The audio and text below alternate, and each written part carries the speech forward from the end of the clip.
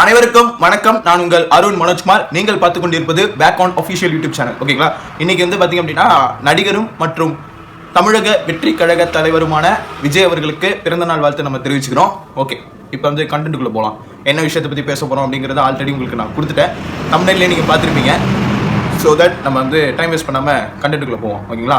Kallakurichi issue. ஓகேங்களா? கள்ளக்குறிச்சியில் நடந்த சம்பவத்தை குறித்து நம்ம வந்து பேச போகிறோம். இதில் என்ன நடந்துச்சு அப்படின்னா, கருணாபுரம் அப்படிங்கிற கிராமத்தில் கிட்டத்தட்ட கொத்தா இறந்துருக்காங்க. 25 பேர் மேற்பட்டோர் வந்து இறந்துருக்காங்க அப்படின்னு ஆரம்பத்தில் வந்துச்சு. இப்போ ஆப்வியஸ்லி 51 பீப்புள், அதோட 2 மடங்கு அதிகமாக மக்கள் வந்து இறந்துருக்காங்க. 140 பேருக்கு மேலே ஹாஸ்பிட்டல் அட்மிட் ஆயிருக்காங்க. ஓகேங்களா? கள்ளக்குறிச்சியில் இந்த இஷ்யூ வந்து பயங்கரமாக பேசும் பொருளாக மாறினுச்சு. பல விஷயங்கள் நேற்று கூட பார்த்திங்க அப்படின்னா இன்டர்நேஷ்னல் யோகா டே. அந்த யோகா டேவை கூட செலிப்ரேட் பண்ணாமல் இந்த விஷயத்தை ரொம்ப மும்முரமாக எடுத்து தமிழக அரசாங்கம் வந்து துரிதமாக செயல்பட்டு கொண்டு இருந்துச்சு. ஆனால் அதுக்கு முன்னாடி நம்ம தமிழக அரசாங்கம் ஒரு சரியான ஒரு அறிக்கை விட்டுடுச்சு. ஒரு மாதிரி அந்த அறிக்கையிலேருந்து தான் இந்த பிரச்சனை இன்னும் பூதாகரமாக ஆனிச்சு. போதாதுக்குன்னு நம்ம தமிழக வெற்றி கழக தலைவர் நடிகருமான விஜய் அவர்கள் வந்து பார்த்திங்க அப்படின்னா ஃபஸ்ட்டு வந்து எடுத்தோடனே ரியாக்ட் பண்ணார், ட்வீட் போட்டார். இந்த ட்வீட்டில் என்னென்ன பேசியிருக்காரு அப்படிங்கிறத நான் அடுத்து சொல்கிறேன்.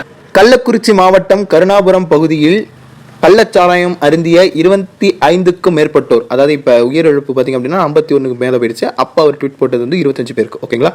காலமான செய்தி, அதாவது 51க்கும் மேற்பட்டோர் அப்படின்னு நான் சொல்கிறேன். அவங்க இறந்து போன செய்தி வந்து மிகுந்த அதிர்ச்சியையும் மனவேதனையும் அளிக்கிறது. உயிர் இழந்தவர்களின் குடும்பத்தினருக்கு எனது ஆழ்ந்த அனுதாபங்களை தெரிவித்துக் கொள்வதோடு உடல் நலம் பாதிக்கப்பட்டு சிகிச்சை பெற்று வருபவர்கள் விரைவில் முழு உடல் நலம் பெற இறைவனை பிரார்த்திக்கிறேன் அப்படிங்கிறாரு. அண்ட் இதை மேற்கோள் காட்டி சொல்றாரு என்னன்னா, கடந்த ஆண்டு இதே நிகழ்வு காரணமாக பல உயிர்களை இழந்த துயரத்தில் இருந்து இன்னும் முழுமையாக மீளாத நிலையில் மீண்டும் இப்படி ஒரு சம்பவம் நிகழ்ந்திருப்பது அரசு நிர்வாகத்தின் அலட்சியத்தையே காட்டுகிறது. இது போன்ற சம்பவங்கள் நிகழாத வண்ணம் இனிமேலாவது தமிழக அரசு கடுமையான முன்னெச்சரிக்கை நடவடிக்கைகளை மேற்கொண்டு தடுக்க வேண்டும் என்று வலியுறுத்தி கேட்டுக்கொள்கிறேன் அப்படின்னு விஜய் அவர்கள் பார்த்தீங்க அப்படின்னா தனது எக்ஸ் தளத்தில் டிவிகே விஜய் HQ, அதாவது தமிழக வெற்றி கழகத்துடைய அஃபீஷியல் எக்ஸ் ஹேண்டில் வந்து பதிவிட்டிருக்காரு. ஓகேங்களா? இதுலேருந்து தான் பூதாகரம் ஸ்டார்ட் ஆயிருக்கு. ஓகே, இந்த இவ்வளோ பெரிய பாயிண்ட் வந்து அவர் முன்னெடுத்து வச்சதுக்கப்புறம் இருக்கிற எல்லா பொலிட்டீஷியன்ஸு செலிபிரிட்டிஸு எல்லாருமே அப்படியே ஆடி போயிட்டாங்க. எப்பா இப்போ கட்சி ஆரம்பிச்சவர் திடீர்னு இந்த விஷயத்த வந்து முன்னெடுத்து சொல்கிறாரு அப்படின்னு சொல்லிட்டு எல்லாரும் அறக்க பறக்க எல்லாரும் அவங்கவுங்க எக்ஸ்தலத்தில் வாழ்த்துது சாரி அவங்கவுங்க எக்ஸ்தலத்தில் வந்து இதை பற்றி கண்டனமோ எதிர்ப்பு அப்புறம் வந்து சில அவங்களுடைய ஆதங்கத்தை வந்து வெளிப்படுத்துனாங்க. அண்ட் வந்து பார்த்திங்க அப்படின்னா அரசு வந்து உடனே என்ன பண்ணிடுச்சு, இறந்தவங்க குடும்பத்துக்கு வந்து 10 லட்ச ரூபா நிவாரணம் நிதி உதவி கொடுக்கணும், சிகிச்சை பெறுறவங்களுக்கு 50,000 தலா ஒரு நபருக்கு 50,000 சிகிச்சை கொடுக்கணும் அப்படின்னு சொல்லிட்டு இந்த மாதிரி பண்ணோன்னே எல்லாருமே கொந்தளிச்சிட்டாங்க. இவங்க என்ன நாட்டுக்கு நல்லது செஞ்சுட்டாங்க, இவங்களுக்கு அவ்வளோ ரூபாலாம் கொடுக்கணுமா? 10 லட்சங்கிறது வந்து கிட்டத்தட்ட ஒரு LIC பாலிசிக்கே டஃப் கொடுக்குற மாதிரி. ஒரு குடும்பத்துக்கு 10 லட்சங்கிற கணக்கு வச்சா கூட அந்த இது எத்தனை குடும்பம் இருக்கும், அதில் எத்தனை மக்கள் இறப்பாங்க? 25லேருந்து 51 மாறி இருக்கு, 2 மடங்குக்கு மாறி இருக்கு. தலா ஒரு குடும்பத்துக்கு அப்படின்னா 10 லட்சம் அப்படின்னு கணக்கு வச்சா கூட கிட்டத்தட்ட எங்கேயோ போயிடுது. நிதி உதவிக்கு தாண்டி போகுது. வெறும் கள்ளச்சாராயம் குடிச்சு இந்த மாதிரி சம்பவம் நடந்திருக்கு அப்படிங்கிறாங்க. இப்போ கள்ளச்சாராயத்தில் என்ன கலந்துருக்காங்க அப்படின்னா மெத்தனால் அப்படின்னு சொல்கிறாங்க. மெத்தனாலுங்கிறது வந்து கிட்டத்தட்ட ஒரு விஷச்சாராயத்துக்கான இதுதான். அந்த மெத்தனால் வந்து சானிடைசரில் பயன்படுத்தக்கூடிய ஒரு விஷயத்தை அதுக்கே வந்து அவ்வளோ யோசனை பண்ணுவாங்க. ஒரு ஹேண்ட் சானிடைசரில் கூட அளவு ரொம்ப கம்மியாக தான் பயன்படுத்துவாங்க மெத்தனாலை. அது வந்து ஒரு 10 மில்லி வந்து நம்ம உடம்புக்குள்ளே போனாலுமே நம்ம கண்ணுக்கு பார்வை கெட்டு போவோம். அதுக்கப்புறம் பார்த்திங்கன்னா இதயம் பலகீனமாகி நம்ம உடம்புல வந்து கிட்டத்தட்ட ஒரு ஸ்ட்ரோக் மாதிரி கூட வரதுக்கு வாய்ப்பு இருக்குது. இந்த கள்ளச்சாராயத்தில் இருக்கிற மெத்தனாலுங்கிற கண்டென்ட்டை சொல்கிறேன். அப்படி இருக்கிற மெத்தனால இவங்க பாக்கெட்டாக வந்து குடிச்சிருக்காங்க. அந்த பாக்கெட்டுக்கு 30 ரூபா கணக்கா. ஏன்னா நம்ம அரசாங்கத்துலேருந்து பார்த்திங்க அப்படின்னா டாஸ்மாக் ஒயின் ஷாப்னு சொல்லக்கூடிய ஒரு சொர்க்க லோகத்தில் இருந்து பார்த்திங்க அப்படின்னா அந்த 90 மில்லின்னு சொல்கிறாங்க. 90 மில்லி அப்புறம் வந்து அதுதான் வந்து ஒரு குவார்ட்டர்னு சொல்கிறாங்க. அது பார்த்திங்க அப்படின்னா 120 ரூபாய்னு ரேட் ஏறிடுச்சான். போதாதுக்கு GSTலாம் இருக்குல்ல, எல்லாத்தையும் சேர்த்து ஒரு 120 ரூபாய்க்கு மேலே வந்துதான். ஸோ அந்த செலவுகளை கட்டுப்படுத்தணும் அப்படிங்கிறதுக்காக இந்த மாதிரி இப்போ 30 ரூபா பாக்கெட்டு இருக்கிற சாராயத்தை குடிச்சிருக்காங்க. அது எப்போ குடிச்சிருக்காங்க அப்படின்னு பார்த்திங்க அப்படின்னா ஒரு மேரேஜ் ஃபங்க்ஷன், ஏதோ ஒரு மேரேஜ் ஃபங்க்ஷனில் பார்த்திங்க அப்படின்னா குடும்பமாக சாராயம் அடிச்சிருக்காங்க. குடும்பமாக கள்ளச்சாராயம் அடிச்சிருக்காங்க, விஷச்சாராயம் அருந்திருக்காங்க. அருந்தினது இல்லாமல் அவனுக்கு உடம்பு இதாகி இப்போ வீக்காகி அப்படியே ஒவ்வொருத்தனா இறந்துருக்கான், அப்புறம் சிகிச்சைக்கு போயிருக்கான். இந்த மாதிரி பார்த்திங்கன்னா சம்பவம் கருணாபுரம் பகுதியில் நடந்திருக்கு. இது பெரிய அதிர்ச்சி தான். அரசாங்கத்தோட அலட்சியம் அப்படிங்கிறதா, இல்லை அரசாங்கம் வந்து தடுமாறிடுச்சா, இல்லை இதில் என்னென்ன பெரிய பிரச்சனைகள் இருக்குது அப்படிங்கிறதெல்லாம் வந்து உற்று நோக்கி பார்க்கணும் அப்படிங்கிறதுக்காக பார்த்தீங்க அப்படின்னா ஒரு ரிட்டையர்டு ஆஃபீஸர் கோகுல் தாசன் அவருடைய தலைமையில் ஒரு கமிஷன், ஓகேங்களா, ஒரு விசாரணை கமிஷன் நடத்தி 3 பிரிவுகளாக அதை வந்து விசாரிக்கிறாங்க. ஒரு 10 பேர் சேர்ந்த குழு, அவங்க எல்லாம் சேர்ந்து சிபிசிஐடியிலேருந்து எல்லாமே இதில் இருக்காங்க, அசோசியேட்டாக இருக்காங்க. அண்ட் அது நோக்கி அப்படியே அந்த இது ஒரு பக்கம் ட்ராவல் ஆக, இன்னொரு பக்கம் வந்து பார்த்திங்க அப்படின்னா விஜய் அவர்கள் வந்து டேரெக்டாக போய் அந்த மக்களை போய் சந்தித்து அப்படியே பார்த்திங்க அப்படின்னா அந்த இடத்துல போய் ஆறுதல் தெரிவிக்கிற மாதிரி வந்து பார்த்திங்க அப்படின்னா வந்தார். எல்லாருக்கும் பார்த்து இந்த மாதிரி எப்படி எப்படி இருக்கீங்க அப்படின்னு ஏதோ கண்டிஷன்லாம் விசாரிப்பார் போல். அது மனிதாபிமானத்தின் அடிப்படையில் அது செஞ்சுருந்தாலும் எனக்கு ஒரு கேள்வி என்னென்னா, தலைவனே வந்து பார்த்திங்க அப்படின்னா நான் இப்போ அரசியலுக்குள்ளே வரப்போகிறேன் அப்படின்னு ஃபேன்ஸுக்கு சொல்கிற மாதிரி ஒரு பாடல், நான் ரெடி தான் வரவா அப்படின்னு சொல்லி ஒரு பாடல் வந்துச்சு, ஓகேங்களா. அந்த பாடலில் தலைவன் என்ன பண்ணியிருப்பாப்புல, கப்பில் வந்து இது தண்ணி அடிக்கிற மாதிரி தான் வச்சுருப்பாப்புல, வாயில் சிகரெட் வச்சுட்டு தான் டான்ஸ் ஆடுவாப்புல, ஓகேங்களா. அவரே வந்து திரைப்படங்களில் வந்து அந்த மாதிரியான காட்சிகளில் நடிச்சுவிட்டு இப்போ திடீர்னு நான் அக்கறையாக வந்து அரசாங்கத்தோட அலட்சியம் தான் காரணம், இந்த மக்கள் வந்து இப்படி பண்ணிவிட்டாங்க அப்படி பண்ணிவிட்டாங்கன்னு இவர் பாட்டும் ட்விட்டர் போட்டு விட்டு இந்த பிரச்சனை இவர் தான் பெரிய அளவில் கொண்டு போயிட்டார், ஓகேங்களா. அது வரைக்கும் இது வந்து ஒரு வாரத்துக்கு பேச பொருளாக மாறி இருக்க வேண்டிய விஷயத்த எல்லா நடிகர்களும் சேர்ந்து இவர் அரசியல் இப்போ கட்சி ஆரம்பிச்சிருக்கிறதுனால எல்லாத்துக்குமே ஒரு இந்த ட்வீட் ஒன்று போட்டுக்கிட்டு தான் இருந்திருக்காரு, ஓகேங்களா. அது வந்து பார்த்தீங்கன்னா தமிழக வெற்றி கழகம் HQங்கிற ஹேண்டில் எக்ஸ் ஹேண்டில் வந்து பார்த்திங்க அப்படின்னா அவர் வந்து நிறைய ட்வீட் வந்து போட்டுக்கிட்டு தான் இருந்திருக்காரு. அந்த ட்வீட் வந்து எல்லாருக்கும் வாழ்த்து மட்டுமே சொல்லிட்டு இருந்த மனுஷன் திடீர்னு பார்த்திங்க அப்படின்னா இந்த மாதிரி தலைவன் வந்து இப்படி ஒரு ஆவேசமான ஒரு ட்வீட்டை போட்ட உடனே இருக்கிற எல்லா பக்கமும் பார்த்திக்கிச்சு. அப்படியே அழகாக வந்து பார்த்திங்க அப்படின்னா மற்ற பொலிட்டீஷியன்ஸு எல்லாருமே வந்து அவங்கவுங்க பாயிண்ட் ஆஃப் வியூவில் அவங்கவுங்க கண்டனங்கள் சொன்னாங்க. அதில் நான் என்னென்னு கொஞ்சம் லிஸ்ட் பண்ணி சொல்கிறேன், ஓகேங்களா. முதல்ல பார்த்திங்க அப்படின்னா என் அண்ணன் சீமான் என்ன சொல்கிறப்பல அப்படின்னா வந்து அதாவது அந்த மாவட்டத்தோட கலெக்டர், கள்ளக்குறிச்சியில் உள்ள மாவட்டம் இருக்குல்ல, அந்த கலெக்டர் வந்து பார்த்திங்க அப்படின்னா ட்ரான்ஸ்ஃபர் பண்ணிட்டாங்க. காவல் கண்காணிப்பாளர், இந்த காவல் கண்காணிப்பாளர்னா எனக்கு தெரிஞ்சு கண்காணிக்கிறது அப்படின்னா ஒன்று கமிஷனராக இருக்கணும், இல்லைனா இன்ஸ்பெக்டராக இருக்கணும், ஓகேங்களா. இதில் யாரை குறிப்பிட்டு சொல்கிறாங்கன்னு எனக்கு தெரியல, இங்கிலீஷில் இருந்து எனக்கு சரியாக தெரில.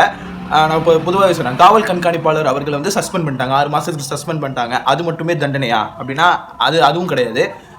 இந்த ஆட்சியில் இந்த மாதிரி ஒரு அலட்சியமாக ஒரு விஷயம் நடைமுறைக்கு கொண்டு வந்து அதை கவனிக்காமல் விட்டு இந்த அரசாங்கத்தில் இருக்கிற முதல்வருக்கு என்ன தண்டனை அப்படின்னு சொல்லி டைரெக்டாக நம்ம ஆள் வந்து அடிக்கிறாப்புல, ஓகேங்களா.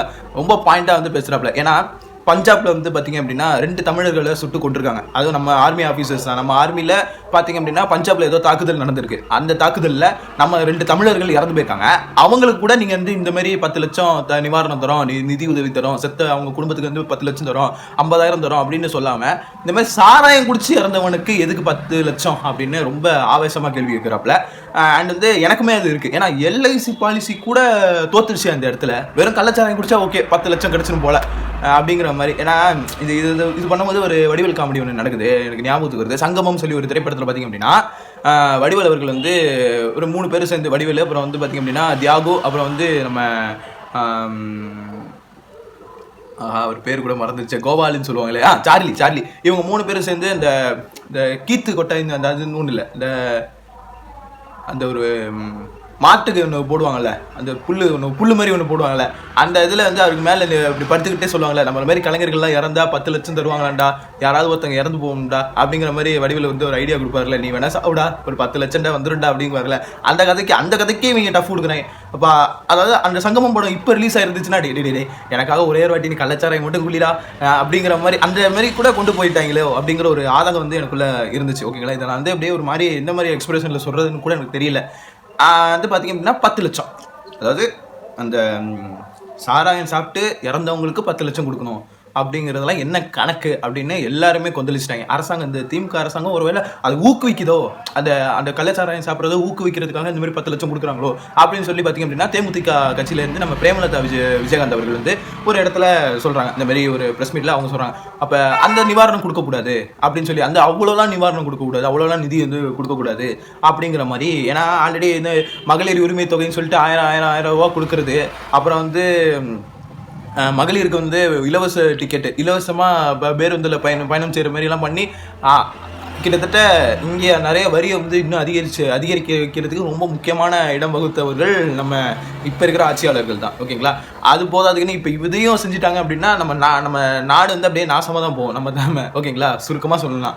சரி, ஓகே, அதை அப்படியே விட்டுருவோம். இப்போ அடுத்து வந்து பார்த்திங்க அப்படின்னா பாஜக, பாரதிய ஜனதா கட்சியில் இருக்கிறவர் வந்து நம்ம தமிழ்நாட்டில் இருக்கிற பாஜகவில் இருக்கிறவர் யாருன்னா நம்ம தலைவர் அண்ணாமலை. அவர் பார்த்திங்கன்னா 2 ப்ரெஸ் மீட்டு கொடுக்குறாரு. ஒன்று நீட்டை பற்றி கொடுக்குறாரு, இன்னொன்று வந்து கள்ளக்குறிச்சி இஷ்யூ பற்றி கொடுக்குறாரு. நான் கள்ளக்குறிச்சி இஷ்யூ பற்றியே சொல்கிறேனே. ஒன்றும் இல்லை, தலைவன் வந்து பேசுகிறாப்புல. அவர் என்னன்னா அவர் பதவி விலகணும், இவர் பதவி விலகணும். அதாவது மனுஷனை கோயம்புத்தூர் வச்சு செஞ்ச சம்பவத்துக்கு வெளிப்பாடாக தலைவனே வந்து 2 ப்ரெஸ் மீட் வச்சு 2லேயுமே இப்போ இருக்கிற ஆட்சியாளர்களை பங்கமாக பட்டு கிழிச்சிருக்காப்புல. அதை நான் வந்து எப்படி சொல்கிறது, எலாபரேட் பண்ணிலாம் சொல்ல மாட்டேன். ஏன்னா அந்த மனுஷனே அவ்வளோ எலாபரேட்டாக அந்த விஷயத்த சொல்கிறார். அண்ட் இருக்கிற ஒவ்வொரு அதிகாரிகளும் வந்து நீங்கள் வந்து பார்த்திங்க அப்படின்னா சஸ்பெண்ட் செய்யணும், பதவி விலக வைக்கணும். முதல்வரே வந்து இந்த இடத்த விட்டு பதவி விலகிடணும். ஏன்னா மது விலக்குங்கிற ஒரு விஷயத்தை அமல்படுத்துவோம் அப்படின்னு சொல்லி நீங்கள் வந்து சொல்லி தானே நீங்கள் ஓட்டு வாங்குறீங்க. மாறி மாறி இந்த கட்சியாக இருந்தாலும் சரி, அந்த கட்சியாக இருந்தாலும் சரி, மது விலக்கை நாங்கள் அமல்படுத்துவோம் சொல்லி தானே நீங்கள் ஓட்டு வாங்குறீங்க. இப்போ இந்த இடத்துல அப்படி கண்ணெதிரில் 2 வருஷமா இந்த விஷயம் நடந்துட்டு இருக்கு. இது வந்து அப்படியே அலட்சியத்தில் விட்டுட்டு அந்த அரசாங்கம் அப்படிங்கிறாரு. அதுக்கப்புறம் சரி, இந்த மாதிரி ஒரு விஷயம் நடந்தது, யார் யாருக்கு அந்த தண்டனைகளை கொடுக்கணும்? இந்த மாவட்ட கலெக்டருக்கும் வந்து காவல் கண்காணிப்பாளருக்கு மட்டுமே கொடுக்குறீங்களே, காவல் கண்காணிப்பாளருக்கு மட்டுமே கொடுக்குறீங்களே, அப்போ மற்றவங்களுக்கெல்லாம் தண்டனையே கிடையாதா? இப்போ வந்து அந்த இடத்துல ஆர்கனைஸ்டாக இருக்கிற தாசில்தாருக்கு, அதுக்கப்புறம் சில தாசில்தாருக்கு இதுக்கு என்ன சம்மந்தம்னு எனக்கு தெரியல. ஆனால் மனுஷன் அந்த மாதிரி தான் சொல்கிறாரு. ஜோனல் டிபார்ட்மெண்ட்டில் இருக்கிறவங்களுக்கு அதுமாரி அங்கே இருக்கிற அமைச்சர் இருப்பார்ல அவர், இந்த மாதிரி பார்த்தீங்கன்னா மாவட்ட ஒன்றிய செயலாளர்னு இருப்பார்ல அவர், இவங்க எல்லாருமே வந்து இவங்க எல்லார் மேலேயும் நீங்கள் வந்து கடுமையான எப்படி சொல்கிறது, கடுமையான நடவடிக்கை எடுக்கணும். அவங்கள வந்து உடனடியாக பதவி விலக வைக்கணும். அப்படி இப்படின்னா அந்த மனுஷன் பார்த்தீங்கன்னா 20 நிமிஷத்துக்கு அதை பற்றி அப்படியே வீசிட்டாப்ல. ஏன்னா கோயம்புத்தூரில் தலைவனை வச்சு செஞ்ச சம்பவத்துக்கு தலைவனுக்கு ஒரு சான்ஸ் கிடைச்சிச்சுல, அவர் ஒரு பக்கம் இது பண்ணுறாரு. அதே சமயத்தில் பாஜக வந்து என்ன செய்யுது அப்படின்னா, மோடி திட்டத்துக்கு இந்த மோடி வீடு கட்டுற அந்த திட்டத்தை வந்து நம்ம இந்த கள்ளக்குறிச்சியில் இந்த மாதிரி பாதிக்கப்பட்டவருக்கு நாங்கள் வந்து இம்ப்ளிமெண்ட் பண்ணுவோம். அண்ட் வந்து அவங்களுடைய அந்த கல்வி செலவு அப்படிங்கிறது வந்து பாஜக வந்து ஏற்றுக்கும் அப்படிங்கிற மாதிரி அவர் வந்து கொஞ்சம் வந்து அதுக்கான சொல்யூஷனையும் அவர் சொல்கிறாரு. கண்டனமும் தெரிவிக்கிறாரு. இந்த இஷ்யூக்கான சொல்யூஷனையும் ஒரு ஜென்யூனான சொல்யூஷனை சொல்கிறார். ஓகேங்களா, இவங்க உடனே 10 லட்சம் 50,000ங்கிற மாதிரி கணக்கு முடிச்சேன். அந்த மாதிரி இல்லாமல் ஒரு நியாயமான ஒரு சொல்யூஷன் வந்து நம்ம அண்ணாமலையார் வந்து கொடுத்துருக்காப்ல. Hats off. ஓகேங்களா. அண்ட் ஓகே, அடுத்து வந்து பார்த்திங்க அப்படின்னா சரி, இதெல்லாமே ரொம்ப மேஜராக சொன்ன விஷயம். அப்புறம் வந்து விஜய் அவர்கள் வந்து நேரடியாக போய் பார்த்தாருன்னு சொன்னல, அந்த இடத்துல தலைவங்க வந்து அவங்க இந்த நம்ம மீடியா குரூப்ஸில் இருக்கிறவங்கலாம் பார்த்திங்க அப்படின்னா அதை பயங்கரமாக பப்ளிசிட்டி பண்ணுங்கிறதுக்காக ஒன்று பண்ணுறாங்க. அவர் சாதாரணமாக பார்த்த பார்வை, அவர் சாதாரணமாக அந்த ஒரு அங்கே இருந்தால் ஒரு மாதிரியான கோபமும் இருக்கும், அதே சமயத்தில் ஒரு வருத்தமும் இருக்கும். அது ரெண்டும் கலந்த மாதிரி அவர் கண்ணில் வந்து ஒரு ஃபயர் தெரிஞ்சிருக்கு போல். அதை கரெக்டாக ஒருத்தன் ஜூம் பண்ணி போடுறான். ஓகேங்களா. அவர் வந்து அதுக்கு வந்து நம்ம மீம் கிரியேட்டர்ஸ் எல்லாம் என்ன பண்ணியிருக்காங்க அப்படின்னு பார்த்திங்க அப்படின்னா, அவர் வந்து இந்த இடத்துல ஆறுதல் சொல்கிறதுக்கு வரல, 2026 உங்களை வச்சு செய்ய தான் போகிறாரு அப்படிங்கிற மாதிரி மீம்ஸ் எல்லாம் கிளம்பிட்டானுங்க. ஓகேங்களா. ஏன்னா அவருக்குன்னு ஒரு குரூப் இருக்குல்ல, அவருக்கு பிஆர் குரூப்னு ஒன்று கிரியேட் பண்ணணும்னு அவசியம் இல்லை. ஏன்னா நம்ம பசங்களே அவர் நல்லா ப்ரமோட் பண்ணி விட்ருவோம் இல்லையா, நம்மள மாதிரி மீம் பசங்கள்லாம். ஓகேங்களா. அதுவும் ஏன் இந்த இஷ்யூக்கு ஏன் அந்த மனுஷன் வந்தார்? ஏன்னா இதுக்கு முன்னாடி நிறைய விஷயங்கள் நடந்துச்சு. ஒடிசா ட்ரெயின் விஷயம் நடந்துச்சு, அப்புறம் நீட்டில் நடக்கிற படுகொலை, அந்த அதாவது தற்கொலை பண்ணிட்டு இருந்தவங்களுக்கு வாய்ஸ் ஓவர் கொடுப்பாரு, இல்லை நான் சொல்லலை. ஆனால் நேரடியாக போய் ஆறுதல் சொல்கிற அளவுக்கு இந்த அளவுக்கு பப்ளிசிட்டியாக சொல்லணும்னு இல்லாமல் அப்படியே மறைமுகமாக சொன்னேன். இவர் திடீர்னு நான் டேரெக்டாக இறங்கி கோதாவில் இறங்குறேன் அப்படிங்கிற மாதிரி காமிக்கிற விஷயம் இதனால அதை காமிச்சிட்டு அப்படியே அவர் பாட்டும் போயிட்டாரு. அடுத்த நாள் அவரோட படத்துக்கு அவர் பாடலுக்கான அப்டேட்டும் கொடுக்குறாரு. ஓகேங்களா.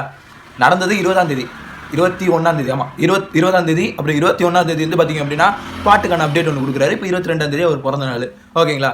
அப்போ அவர் பிறந்த நாள் வந்து நான் கொண்டாட மாட்டேன், வேணா என்னோட இப்போ திரைப்படத்தோட அப்டேட் ஒன்று வந்துகிட்டே இருக்கும், ஃபேன்ஸுக்கு அதுதான் உற்சாகமாக இருக்கும் அப்படிங்கிற மாதிரி ஒன்று பண்ணியிருக்காரு. ஓகேங்களா. அது ஒன்று போய் நேரடியாக போய் விசாரித்து, நேரடியாக போய் மனிதாபிமானத்தின் அடிப்படையில் அவர் வந்து விசாரிச்சார். எல்லாமே ஹேட்ஸ் ஆஃப். ஆனால் என்னோட ஒரே ஒரு ரெக்வஸ்ட், இந்த கோட் படம் இருக்குல்ல, கிரேட்டஸ்ட் ஆஃப் ஆல் டைம், இந்த திரைப்படத்தில் நீங்கள் வந்து அந்த பார்ட்டி சாங் ஒன்று வச்சுருக்கீங்களே, விசில் போடு, அந்த சாங்கை வந்து நீங்கள் வந்து சில டம்மி லிரிக்ஸை யூஸ் பண்ணி கையில் ஸ்காட்ச் பாட்டில் இல்லாமல் வாயில் அந்த கையில் ஸ்காட்ச் பாட்டில் வச்சுட்டுலாம் சில சீன்ஸ்லாம் வந்துருக்கு, ஒரு ஷார்ட்லாம் வந்துருக்கு, அது நீங்கள் குடிக்கிற மாதிரிலாம் வந்துருக்குல்ல, அந்த சீன்லாம் கொஞ்சம் கட் பண்ணிவிட்டு அதில் கொஞ்சம் அங்கங்கே விஎஃப்எக்ஸ் கொஞ்சம் ஆட் பண்ணுங்கள்.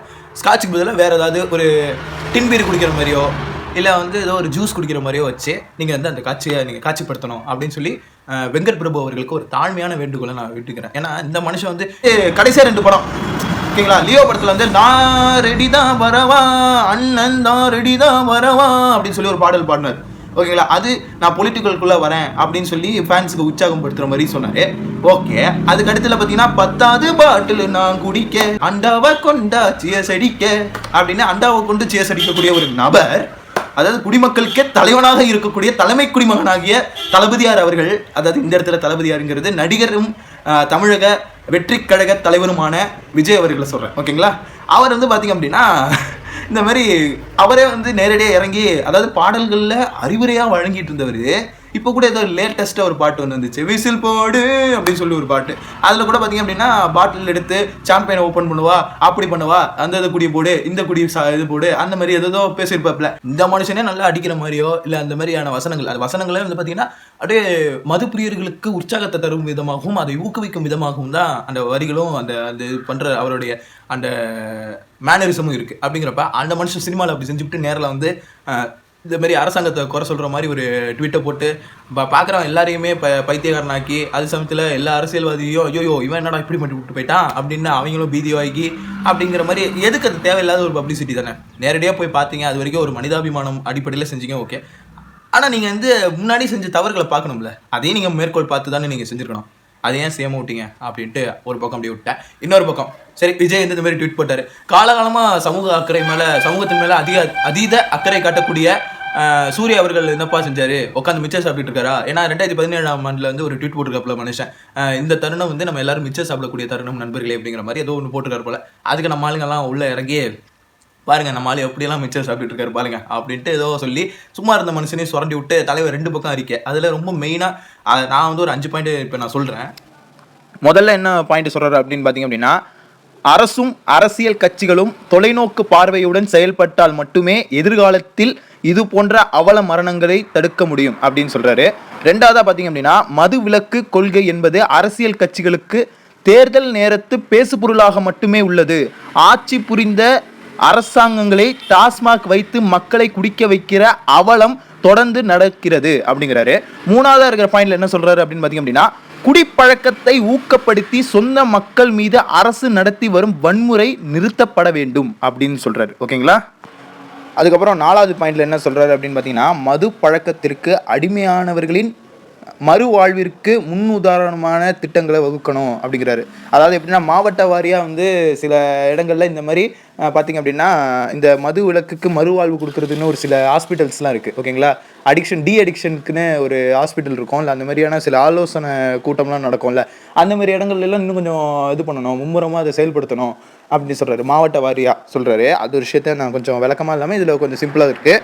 அண்ட் வந்து இறந்த உயிர்களுக்கு ஆழ்ந்த இரங்கலையும், அதுக்கப்புறம் மருத்துவமனையில் இருப்பவர்களுக்கு மீண்டும் வர பிரார்த்திக்கிறாராம். அப்புறம் ரொம்ப முக்கியமான பாயிண்டாக சொல்கிற விஷயம் என்னென்னா, மது விலக்கு கொள்கையில் மக்கள் நலன் சார்ந்த முடிவுகளை முதல்வர் எடுப்பார் என நம்புகிறேன் அப்படின்னு நம்ம நடிகர் சூர்யா அவர்கள் வந்து ஒரு அறிக்கை விட்டுருந்தாப்புல. கிட்டத்தட்ட 2 பக்கம் அறிக்கை. அதில் நான் கலெக்ட் பண்ண சில பாயிண்ட்ஸு இது வந்து பார்த்திங்க அப்படின்னா நமக்கு கிடைச்ச சோர்ஸ் மூலிமா நான் உங்களுக்கு இந்த இடத்துல நான் தெரியப்படுத்துகிறேன். அந்த சோர்ஸ்க்கு நான் நன்றியும் தெரிவிச்சுக்கிறேன். ஓகேங்களா? அதுக்கப்புறம் பார்த்திங்க அப்படின்னா, அதில் இன்னும் ரொம்ப மெயினான பாயிண்ட் என்னென்ன அப்படின்னு பார்த்தீங்க அப்படின்னா, மாவட்ட வாரியாக பார்த்திங்க அப்படின்னா மறுவாழ்வு மையம் அப்படின்னு சொல்லி ஒன்று அமைச்சு இந்த மாதிரி மது மேலேயும் இந்த புகை பிடிக்கிறது இந்த மாதிரியான விஷயங்கள்லாம் பண்ணுறாங்கல்ல, அதுக்கு அந்த அவங்களுக்கு பார்த்திங்கன்னா ஒரு மறுவாழ்வு மையம் அப்படிங்கிறது ஒன்று அமைக்கணும் அப்படிங்கிறத பற்றி ரொம்ப வலியுறுத்தி சொன்னார். இந்த மது விலக்குங்கிறது வந்து பார்த்தீங்கன்னா ஒரு பேசும் பொருள். பிரச்சாரத்தை இப்போ நீங்கள் வந்து மது விலக்கு நாங்கள் அமல்படுத்துவோம், மது விலக்கை நாங்கள் அமல்படுத்துவோம் அப்படின்னு நீங்கள் பேசும் பொருளாக சொல்லி தான் நீங்கள் ஓட்டு வாங்குறீங்க. ஸோ இது வந்து அந்த மாதிரி தான் போயிட்டு இருக்கு இந்த அரசாங்கம் அப்படி இப்படின்னு நிறைய விஷயங்கள் சொன்னார். ரொம்ப மெயினாக இந்த மாதிரி விஷயங்கள் சொன்னார். அவங்களுக்கு ஒரு ஆழ்ந்த இரங்கலையும் தெரிவித்தார். ஓகேங்களா? நானுமே என்னோட ஆழ்ந்த இரங்கலை நான் தெரிவிச்சுக்கிறேன். கிட்டத்தட்ட 51 பேர் இறந்துருக்காங்க. அவங்களோட குடும்பத்துக்கும் இறந்து போனவங்களுக்கும் ஒரு ஆழ்ந்த இரங்கலை நான் தெரிவிச்சுக்கிறேன். இது வந்து ஒரு சமூக பொறுப்பு, சமூக அக்கறையோட நான் வந்து சொல்கிற விஷயம். ஓகேங்களா? வெறும் விமர்சனமாக நான் வந்து இது வந்து சொல்லலை. அண்ட் வந்து இது வந்து நம்ம மது பிரியர்களுக்கு, ஓகேங்களா, பிரியர்கள் பார்த்தீங்களா, அந்த வார்த்தையை கூட கண்டுபிடிச்சவன் நான் ஒருத்தர் செருப்பால் அடிக்கணும். சரி, அவங்களுக்கெல்லாம் பார்த்திங்க அப்படின்னா நான் சொல்கிறேன், இந்த மாதிரி போதையெல்லாம் அருந்தி நீ என்ன வாழ்க்கையில் உருப்பிட்டுற போகிற, அதெல்லாம் குடிச்சா அவன் லிவர் கெட்டு போகுது, உடம்பு வந்து கெட்டு தானே போகுது. அது எதுக்கு குடிக்கிறேன் அப்படின்னா, எனக்கு ஸ்ட்ரெஸ்ஸு ப்ரோ, உடம்புலாம் அங்கே இங்கே வலிக்கும், வலியை மறக்கிறதுக்காண்டி குடிக்கிறேன் அப்படி இப்படின்னு. ஏன்னா அதுக்கும் ஓகே, அது வந்து ஒரு எமர்ஜென்சி, உடம்பு வலிக்கு இது முரட்டு வைத்தியம்னு சொல்லுவாங்கள்ல, நாட்டு முறையிலே முரட்டு வைத்தியம்னு சொல்லி ஒரு சிலர் இருக்கும். அதில் சாராயம்லாம் குடிக்க வைப்பாங்க. அது இருக்குதான், இல்லைன்னு சொல்லலை. ஆனால் 120 ரூபா ஒரு குவார்ட்டரோட விலை வந்து 120 ரூபா சொல்கிறாங்க. 90 மில்லி தான் இருக்குமாமா. ஓகேங்களா? 90 மில்லியோ ஏதோ சம்திங் சொல்கிறாங்க. ஏன்னா நான் அதுமாரி எனக்கு அந்த பழக்கம் கிடையாது. நான் சொல்கிறேன், எனக்கு தெரிஞ்ச ஒரு அனுமானத்தில் சொல்கிறேன். அப்படி அந்த விஷயத்தை அப்படி குடிக்கிறதுனால உனக்கு என்ன வாழ்க்கையில் நீ பெருசாக என்ன சாதிச்சிட்ட? அது குடித்தோடனே உனக்கு அப்படியே ஒரு சக்தி பிறக்குதா? உன் மனசில் இருக்கிற வலியை போய் உன் மனசில் இருக்கிற வலி கவலையெல்லாம் போக்கணும் அப்படின்னா வாக்கிங் போ, ஜாக்கிங் போ, நல்லா உனக்கு பிடிச்ச விஷயத்த சாப்பிட்டு நிம்மதியாக தூங்கி எந்திரிச்சாலே ஸ்ட்ரெஸ்ஸு இதெல்லாம் போயிடும். கரெக்டாக? போதை அறிந்து தான் உன்னை மறக்கணும் அப்படின்னு இல்லை, தூக்கமே உன்னை மறக்கடிக்க வைக்கும். தூக்கம். நல்லா சாப்பிட்டுட்டு பிரெயினில் இருக்கிற டோபமைன் சுரந்துருச்சு அப்படின்னா ஒரு சாட்டிஸ்ஃபேக்ஷன் ஹார்மோன். ஓகேங்களா, அது வந்து மற்ற விஷயத்தில் சொல்லுவாங்க, ஆனால் இந்த இடத்துல டோபமைன்ங்கிறது வந்து ஒரு சாட்டிஸ்ஃபேக்ஷன் ஹார்மோன் தான். நல்ல திருப்தியாக சாப்பிட்டாலே, திருப்திங்கிற ஒரு விஷயத்தை வந்து ஏற்படுத்தக்கூடிய ஒரு ஹார்மோன் பிரெயினுக்கு நடுவில் வந்து அது வந்து ரிலீஸ் ஆகும். ஓகேங்களா, அந்த ஹார்மோனை சுரக்க வச்சுட்டாலே உனக்கு ஸ்ட்ரெஸ்ஸு, டென்ஷனு அந்த எதுவுமே இருக்காது இல்லையா? அது எதுக்கு இது அடித்து தான் அதை போக்கணுமா அப்படின்னு நான் உங்ககிட்ட ஒரு காட்டமான கேள்வி இது பண்ணுறேன். நான் இதை விட ரொம்ப பயங்கரமாக சேவேஜாக வந்து ஆல்ரெடி ஒரு வீடியோ பேசி வச்சேன். அது நம்ம பேசி ஒன்றும் பிரயோஜனம் இல்லை. அது அப்படியெல்லாம் நம்ம சொல்லி இது பண்ணக்கூடாது. ஓகேங்களா, ஓகே. அடுத்து சரி, நடிகர் சூர்யா அவர்கள் 2 பக்கத்துக்கு அறிக்கை விட்டுருந்தாரு சொன்னேன். அடுத்து ஜிவி பிரகாஷ் அவர்கள், அவங்க வந்து பார்த்திங்க அப்படின்னா ஒரு விஷயம் பதிவிட்டிருந்தாங்க. அதுலேயும் ரொம்ப குறிப்பாக பதிவிட்ட விஷயத்தில் ரொம்ப முக்கியமாக நான் அதை பார்க்குறேன். என்னென்னா, பார்க்குறவங்க கண்ணுக்கெல்லாம் அப்போ ஒரு கண்ணுக்கெல்லாம் கண் கலங்க வைக்கக்கூடிய ஒரு கோர சம்பவம் வந்து இப்போ அங்கே நடந்திருக்கு கள்ளக்குறிச்சியில். அரசாங்கத்தோட தடுமாற்றத்தினால இது நடந்திருக்கு. இழப்பீடுக்கு வந்து பார்த்திங்கன்னா இழப்பீடுகள் கொடுக்கறது மட்டுமே பத்தாது, அவங்களுக்கு சரியான தண்டனையை வழங்க வேணும் அப்படின்னு சொல்லி அந்த குரூப், அந்த கள்ளச்சாராயம் வித்தாங்களா அந்த குரூப்பு, அவங்களுக்கு வந்து ஒரு இது சொல்லி ஒரு ஒரு அவருடைய கருத்தை வந்து அவர் வந்து தெரிவிச்சிருக்காரு எக்ஸ் தளத்தில்.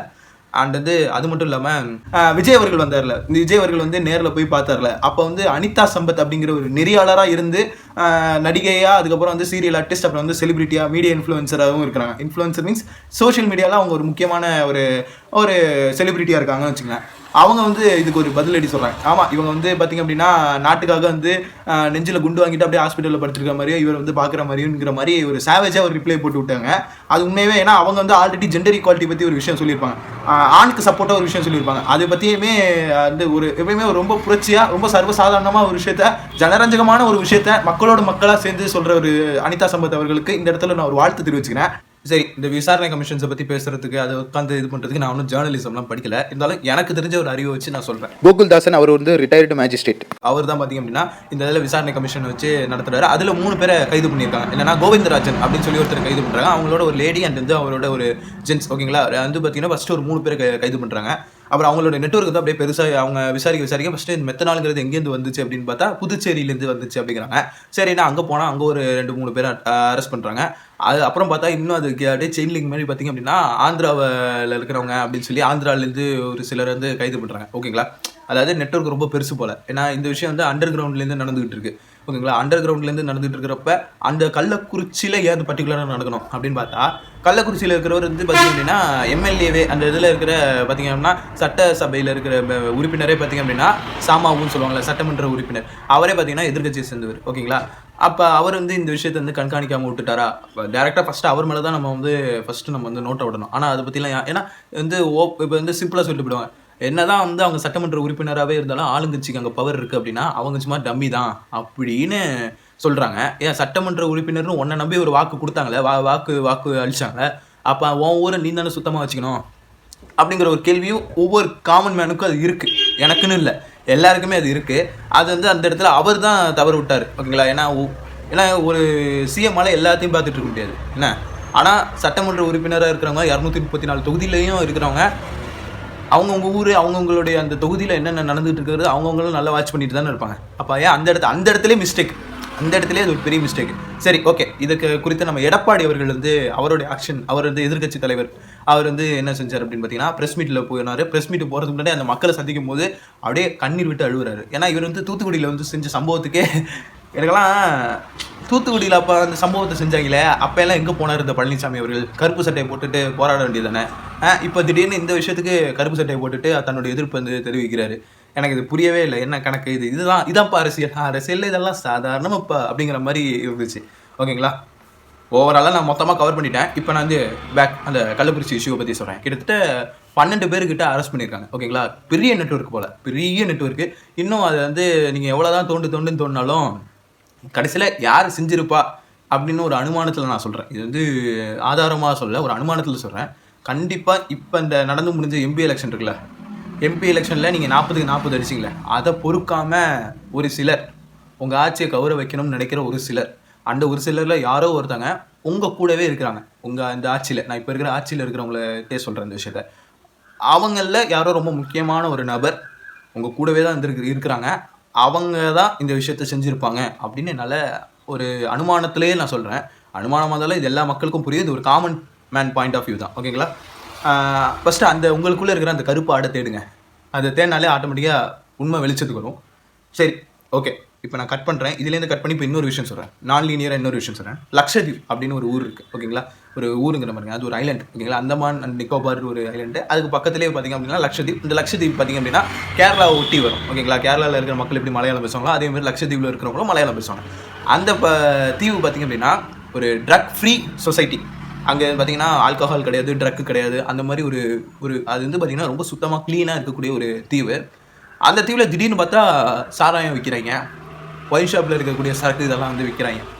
அப்போ அந்த டைமில் அந்த லக்ஷதீப்பில் ரொம்ப முக்கியமான பொறுப்பில் இருந்தவர் யாருன்னு பார்த்திங்க அப்படின்னா, இப்போ மாநில அளவில் இல்லாமல் மத்திய அளவில் வந்து ஆட்சி செய்யக்கூடிய ஒரு கட்சியோடைய ஒரு உறுப்பினர். அவர் தான் வந்து அந்த இடத்துல லக்ஷதீப் அப்படிங்கிற இதில் பார்த்திங்கன்னா மெயினான புள்ளியாக இருக்கிறப்பல, மெயினான ஒரு பதவியில் இருக்கிறாரு. அவரோட தலைமையிலே இந்த விஷயம் வந்து நடந்துகிட்டு இருந்திருக்கு. ஆனால் அவர் ஆல்ரெடி பார்த்திங்க அப்படின்னா குஜராத், அதாவது நம்ம மதிப்பிற்குரிய பாரத பிரதமரான நரேந்திர மோடி அவர்கள் வந்து முதலமைச்சராக குஜராத்தில் முதலமைச்சராக இருந்த காலகட்டத்தில் அவரோட இருந்த ஒரு நபர் தான் இங்கே லக்ஷதீப்பில் மெயினான போஸ்டிங்கில் இருக்கார், ஓகேங்களா? மெயினான ஒரு பதவியில் இருக்கார். அவர் அந்த டைமில் இருக்கிறப்ப பார்த்திங்க அப்படின்னா இந்த மாதிரி ஒரு விஷயம், லக்ஷதீப்பில் நோ ஆல்கஹால் நோ ட்ரக்குன்னு இருந்த இடத்துலையே பார்த்திங்க அப்படின்னா ட்ரக்கையும் ஆல்கஹாலையும் வந்து விற்க வச்சிருக்காரு. அங்கே குஜராத்தில் பார்த்திங்கன்னா நோ ட்ரக்கு நோ ஆல்கஹால் அப்படிங்கிற ஒரு விஷயம் வந்து பார்த்திங்க அப்படின்னா அங்கே இருந்ததை விட்டு தான் அவர் வந்து பிஎம் கேண்டிடேட்டாக மாறினார். அந்த மாதிரி ஒரு no drug society no alcohol சொசைட்டியாக மாற்றினார், ஓகேங்களா? குஜராத்தை நம்ம நரேந்திர மோடி ஐயா அவர்கள், பாரத பிரதமரான நரேந்திர மோடி ஐயா அவர்கள் அப்போ வந்து குஜராத் சிஎம்மாக இருந்தப்ப பார்த்திங்க அப்படின்னா இந்த மாதிரி ஒரு விஷயம் பண்ணதுக்கு அப்புறம் தான் இந்த பிஎம் கேண்டிடேட்டுக்கு கன்சிடர் பண்ணப்பட்டுச்சு, ஓகேங்களா? பிஜேபி பார்ட்டியால். அப்படி இருக்கிறப்ப அந்தோட பக்கத்துலேயே அவரோட இருந்த ஒரு நபர், அவரோட பேர் எனக்கு சரியாக தெரியல, ஆனால் நான் இந்த விஷயத்தை நான் வந்து படிச்சிருக்கேன், நியூஸ் பேப்பரில் படித்த விஷயம் தான். அந்த நபர் வந்து தலைமையில் பார்த்திங்க அப்படின்னா இந்த லக்ஷதீவில் வந்து இது நடந்திருக்கு, ஓகேங்களா? லக்ஷதீவில் அவர் வந்து ஏதோ ஒரு முக்கியமான பொறுப்பில் இருக்கார். அவர் இருந்தப்ப பார்த்திங்க அப்படின்னா இந்த மாதிரி அது வரைக்கும் ஆல்கஹால் ட்ரக்கு எதுவுமே இல்லாத லக்ஷதீவில் அந்த மாதிரி ஒரு விஷயம் நடந்திருக்கு. திடீர்னு ஆல்கஹால் இதெல்லாம் வந்து பார்த்திங்க அப்படின்னா சேல் பண்ணியிருக்காங்க. 12-13 இடத்துல வந்து சேல் பண்ணியிருக்காங்க. இது பயங்கரமான பேசும் பொருளாகவும் இருந்துச்சு, அதிர்ச்சி தகவலாகவும் இருந்துச்சு, ஓகேங்களா? ஒருவேளை அந்த மாதிரி கூட இருக்கலாமே, அதாவது அவங்களுடைய அந்த ரூலிங்கை வந்து கெடுக்கணுங்கிறதுக்காண்டி எதிரில் செஞ்சுருக்காங்க. லட்சத்தீவுலேயே அந்த நிலமைனா நம்ம தமிழ்நாட்டில் அதுவும் நம்ம 40-40 ஜெயிச்சிருக்கிறோம். அப்படிங்கிறப்ப அரசியல் எதிரிகள் இல்லை சில எப்படி சொல்கிறது, சில ஒரு சில கமிட்டிஸ் எல்லாம் இருக்கும்ல, சில எப்படி சொல்கிறது, ஒரு சில குழுமம்லாம் இருக்கும்ல, ஒரு தனிப்படை அது இதுன்னு என்னமோ இருக்கும்ல, அவங்க வந்து இறங்கி செஞ்சுருக்க மாட்டாங்கன்னு என்ன நிச்சயம் அப்படிங்கிறது என்னுடைய பாயிண்ட் ஆஃப் வியூ. நான் காமன் பாயிண்ட் ஆஃப் வியூலே சொல்கிறேன். அவங்களே செஞ்சு இந்தமாரி முதல்வருக்கு கெட்ட பேர் உருவாக்கணும், அந்த ஆட்சியை வந்து கலைக்கணும் அப்படின்னு ஒரு சில தனிப்படை வந்து தீவிரமாக இது நோக்கி செயல்பட்டு இருக்கோம் அப்படிங்கிற ஒரு கேள்வி. அதுக்கு நம்மளை மாதிரி மக்கள், பாமர மக்கள், அதுவும் அவங்க சாராயம் குடித்தவங்க பணக்காரலாம் கிடையாது, ரொம்ப பாமர மக்கள் தான், ஓகேங்களா? 30 ரூபா பாக்கெட்டு கிடைக்குதுங்கிறதுனால 120 ரூபா சரக்கு விட்டுட்டு இங்கே ஒரு 4 பாக்கெட்டாக வாங்கலாமா, அந்த ஒரு குவார்ட்டருக்கு வாங்குறதுக்கு இங்கே 4 பாக்கெட் வாங்கலாமா, அந்த மாதிரி அவங்க 120 ரூபா வாங்கி, அதுவும் அந்த கல்யாண ஃபங்க்ஷனில் இவங்க, அதுவும் அது பர்டிகுலராக ஏன் அந்த கல்யாண ஃபங்க்ஷனில் தான் குடிச்சு சாகணும் இருக்கிற விஷயம் இருக்குல்ல. ஏன்னா அவர் டைலக்கும் சாராயம் சாப்பிட்ருக்காப்புல, 2 வருஷமாக சாராயம் காய்ச்சிருக்காப்புல, அப்போயெல்லாம் வராத இந்த இஷ்யூ ஏன் இந்த விஷயம் இப்போ ஏன் பூதாகரமாக வெடிக்கணும் அப்படின்னு ஒன்று இருக்குல்ல, அது ஏன் அப்படி செய்கிறாங்க அப்படிங்கிறத பற்றி எனக்கு தெரியல. பட் நான் இந்த விஷயத்தை இப்படியெல்லாம் இந்த கண்ணோட்டத்துலேருந்து யோசிச்சு பார்க்கும்போது ஒருவேளை வந்து அந்த ஆட்சி முறையை வந்து கெடுக்கணும், ஆட்சியை கலைக்கணும் அப்படிங்கிறதுக்காக பண்ண வேலையாக இருக்குமோ அப்படின்னு எனக்கு தோணுது. உங்களுக்கு என்ன தோணுது அப்படிங்கிறத கமெண்ட் பாக்ஸில் சொல்லுங்கள். மீண்டும் ஒரு நல்ல வீடியோவில் உங்களை நான் சந்திக்கிறேன். And this is bye from Arun Manojkumar. And நீங்கள் பார்த்து கொண்டு இருப்பது back on official YouTube channel. நம்ம சேனல் சப்ஸ்கிரைப் பண்ணுவாங்க, சப்ஸ்கிரைப் பண்ணிடுங்க, பக்கத்தில் இருக்க பெல் பட்டனை கிளிக் பண்ணிடுங்க, என்னோட சோஷியல் மீடியா ஐடிஸ் எல்லாத்தையும் ஃபாலோ பண்ணிடுங்க. நன்றி, வணக்கம்.